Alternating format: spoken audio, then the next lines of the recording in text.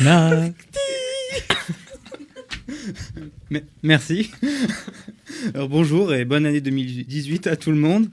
Alors, l'année qui arrive pourrait être marquée par bien des événements imprévus, mais également par ceux qui sont programmés. Et parmi ce type d'événements, il y en a un qui revient régulièrement, c'est le référendum. Vous connaissez l'idée, on pose une question et les citoyens doivent répondre oui ou non lors d'un vote.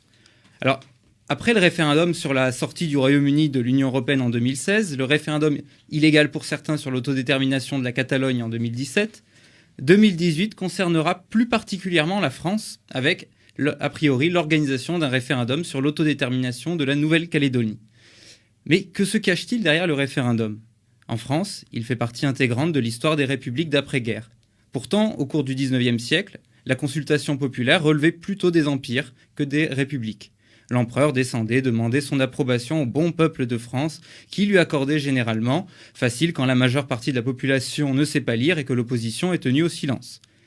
Nous garderons de cette expérience une image descendante du référendum. Loin d'être un outil d'intervention du citoyen dans la vie de la collectivité, les référendums français ont toujours servi de validation de projets présidentiels et gouvernementaux, voire de sondage de popularité. Le président descend voir ce que le bon peuple pense. Si De Gaulle fut si friand de cet outil qu'il causa sa chute, les autres présidents, par crainte, ont peu eu recours au référendum. Et puis, il y a eu le drame.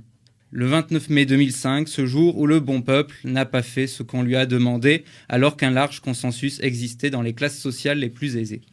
Haro sur les vilains, le résultat sera contourné 2 ans plus tard, et de même en 2009 lorsque les Irlandais rejetèrent le traité de Lisbonne avant de devoir revoter et cette fois-ci le ratifier, mais avec une participation dérisoire. Lors d'un référendum descendant, une question posée par le pouvoir politique au peuple, il y a une bonne réponse, et le seul but de ce référendum est d'obtenir un consentement, pas un avis et encore moins une décision. Alors, en dehors de la France, l'on retrouve l'idée de la bonne réponse au Royaume-Uni, où certains appellent à un nouveau vote sur le Brexit. En Catalogne, cette fois, le référendum est l'objet d'une lutte entre 2 pouvoirs et entre 2 bonnes réponses, la bonne réponse de la Catalogne et celle de l'Espagne. En Allemagne, l'outil est carrément interdit de par le souvenir du régime nazi. Alors, le référendum n'est-il qu'une machine entre les mains des gouvernants ou des dictateurs ? Eh bien, pas partout. En effet, dans certains États des États-Unis, en Suisse ou en Italie, la plupart des référendums sont issus de pétitions signées par des citoyens qui provoquent des référendums d'initiative populaire.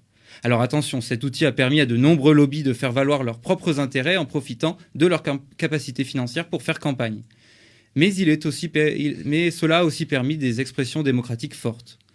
Alors parfois, les citoyens ne peuvent qu'initier un référendum pour annuler une loi, parfois ils peuvent proposer, selon les systèmes. Dans ce contexte, le référendum n'est plus un outil autoritaire de gouvernement, mais un moyen d'expression citoyen dans le gouvernement de l'État. Alors, autre usage du référendum, l'on peut noter que celui-ci est parfois préalable à toute ratification d'un traité ou toute révision constitutionnelle, donc tout changement du droit de la Constitution ou des traités qui sont signés. Et c'est le cas en Irlande, où le référendum constitue une digue populaire à tout projet politique. Et enfin, même dans la logique descendante, le choix peut être plus subtil. Au Bénin, lors du référendum du 2 décembre 1990, qui devait valider le nouveau régime démocratique, les citoyens furent consultés pour savoir s'ils validaient ou non la Constitution, tout en offrant une possibilité de valider cette Constitution sans valider le point litigieux, à savoir la fixation d'une limite d'âge pour être candidat à l'élection présidentielle. Et les Béninois ont fait le choix de valider cette limitation. Et le référendum, ici, a permis aux citoyens de trancher sur les hésitations des rédacteurs de la Constitution. Alors, en comparaison, nos référendums français semblent bien peu démocratiques à côté de ce qui se fait ailleurs. Y aurait-il une réticence à reconnaître aux simples citoyens un pouvoir d'intervention au pays des droits de l'homme ? Possible, mais l'enseignement que l'on tire de cette comparaison, c'est qu'un outil, le référendum, peut connaître bien des usages et que les discours définitifs, positifs comme négatifs, sont à regarder avec méfiance. Le citoyen n'est généralement pas idiot et en validant ou non le projet d'un président, il sait qu'il ne fait pas que répondre à une question et il agit en conséquence. Son choix est donc bien plus fin que ce que veulent bien reconnaître nombre de commentateurs. Alors, face à un citoyen pas assez idiot pour gouverner tranquillement, peut-on faire autrement que le référendum pour résoudre les problèmes sensibles ? Difficile à dire, mais il est clair, en sortant d'une perspective franco-française, que l'on peut organiser des référendums de bien différentes manières.